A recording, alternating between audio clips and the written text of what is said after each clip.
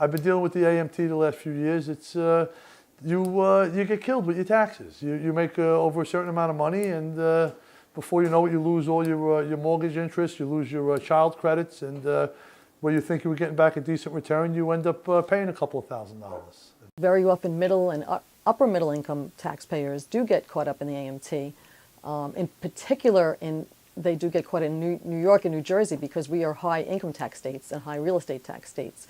So since you cannot deduct these items, people buy houses and they pay a lot of taxes, real estate tax that they think they're deducting, which they can deduct for regular tax purposes, but they are not able to deduct them for AMT purposes. So people in this area of the country tend to get hit more by the AMT, even at a lower income rate. And my taxes, during the year, I claim single zero. I have 5 dependents.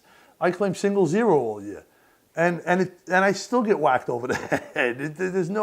It doesn't seem like there's any way you could possibly win. It doesn't, And I'm almost at the point where I want to tell my wife, don't bother to go to work anymore, because whatever salary she makes, that, like I said, that throws us over the AMT tax.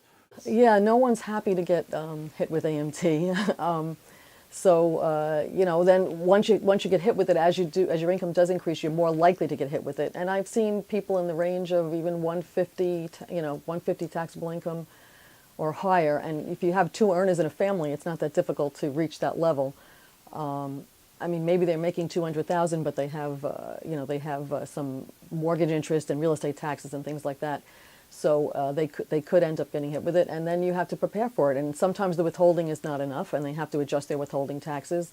Or in some cases, they may even have to pay an estimated quarterly tax to make up the difference, so they don't get penalized by the IRS for not covering their tax liability. You think, you're going to work, all right, I'll work a little bit of overtime, and I'll make a couple extra bucks. My wife will work a couple extra days a week, and she'll make a couple extra bucks. And here we think, like I said, trying to save for the kids' colleges, and maybe put some extra food on the table, or whatever it is that you want to do. And then all of a sudden you think you got a couple of bucks in the bank, and you think you're going to get a couple of bucks back from taxes, and the next thing you know, whatever you saved and whatever you thought you were getting back is going right back to the government. It's extremely, extremely frustrating. It is kind of a flat tax.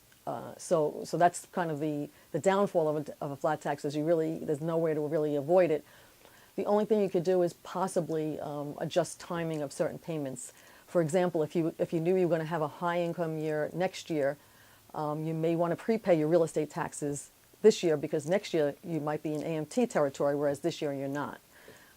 Things like that, or prepay your estimated taxes for the same reason. But other than that, there's really not a lot of, other than timing issues, there's not really a lot that you can do.